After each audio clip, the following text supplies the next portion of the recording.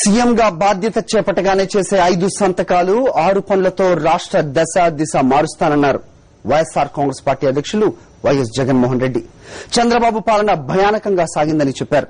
తాను అధికారంలోకి వస్తే ఏడాదికి 10 లక్షల ఇళ్ల చొప్పున 5 ఏళ్లలో 50 లక్షల ఇళ్లు నిర్మిస్తానన్నారు వైఎస్ జగన్.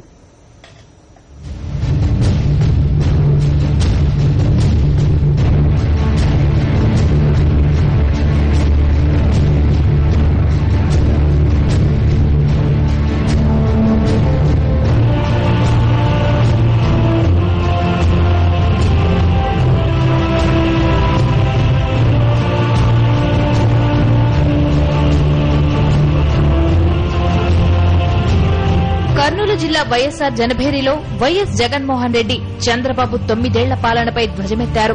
ఆయన హయాం చాలా భయానకంగా సాగిందన్నారు. పేదోడికి గుండెపోటు వచ్చి ఆసుపత్రికి తీసుకెళ్తే బతికి బట్ట కట్టేందుకు లక్షలు ఖర్చయ్యవన్నారు. పిల్లలు ఇంజనీరో డాక్టరో చదువుకోవాలంటే ఉన్న ఆస్తుల్ని తెగనమ్ముకోవాల్సి వచ్చిందన్నారు వైఎస్ జగన్.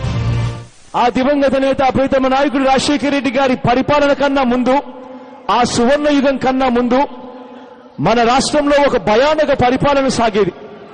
ఆ భయానక పరిపాలనలో చంద్రబాబు నాయుడు గారు అనే వ్యక్తి ముఖ్యమంత్రిగా పరిపాలన చేస్తున్న రోజులు, ఆ భయానక పరిపాలన ఇవాళకి కూడా నా కళ్ళ ముందరనే కనిపిస్తా ఉన్నాయి.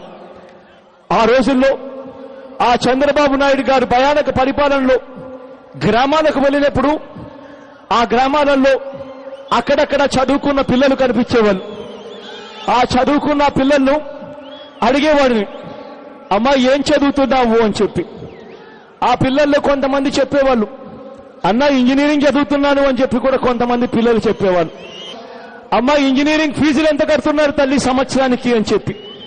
ఆ చిన్నారులు నాతో చెప్పేవాళ్ళు, అన్నా సంవత్సరానికి ఫీజులు 30,000 రూపాయల ఫీజులు కడుతున్నాము అని చెప్పి చెప్పేవాళ్ళు. రాజకీయ ప్రయోజనాల కోసం చంద్రబాబు ఎంతకైనా దిగజారుతారని వైఎస్ జగన్ విమర్శించారు. ఎన్నికలకు ముందు ఒక మాట, తర్వాత ఒక మాట చెప్పడం చంద్రబాబుకి సాధ్యమన్నారు. ఎన్నికల వేళ మద్యపాన నిషేధమని ప్రకటించిన చంద్రబాబు తర్వాత దానికి నీళ్లు వదిలారని జగన్ ఆగ్రహం వ్యక్తం చేశారు. ఇచ్చిన హామీని విస్మరించి గ్రామ గ్రామాన బెల్టు దుకాణాలు ఏర్పాటు చేశారని జగన్ విమర్శించారు. చంద్రబాబు నాయుడు గారికి విశ్వసనీయత అన్న పదానికి అర్థమేమిటో తెలియదు. నిజాయితీతో కూడిన రాజకీయాలు ఎలా చేయాలనో అర్థమేమిటో తెలియని ఆ రోజులు ఇవాళకి కూడా నాకు గుర్తున్నాయి. ఎన్నికలకు వెళ్లే ముందు అక్క చెల్లెమ్మల ఓట్ల కోసం అని చెప్పి అక్క చెల్లెమ్మలను మోసం చేస్తూ మద్యపానాన్ని నిషేధిస్తామని చెప్పి ఎన్నికలకు వెళ్తారు. ఎన్నికలు అయిపోయిన తర్వాత ఆ తర్వాత ఇక ప్రజలతో నాకేం పనుంది అని చెప్పి మళ్ళీ ఇదే చంద్రబాబు నాయుడు గారు ఈనాడు దినపత్రికల్లో పెద్ద పెద్ద అక్షరాలతో రాయిస్తారు, మద్యపానాన్ని నిషేధిస్తున్నాము అనంటే రాష్ట్రమంతా దివాలా తీస్తుంది అని చెప్పి రాయిస్తాడు. అలా రాయించిన 3వ రోజుకే ఏం జరుగుతుందో తెలుసా? ప్రతి గ్రామంలోనూ బెల్ట్ షాపులు తీసుకొచ్చిన వ్యక్తి ఇదే చంద్రబాబు నాయుడు గారు కాదా అని అడుగుతున్నా. తాను ముఖ్యమంత్రిగా ప్రమాణ స్వీకారం చేసే రోజే 5 సంతకాలతో పాటు మరో 6 కార్యక్రమాలతో రాష్ట్రం దశ దిశ మారుస్తానని వైఎస్ జగన్మోహన్ రెడ్డి అన్నారు.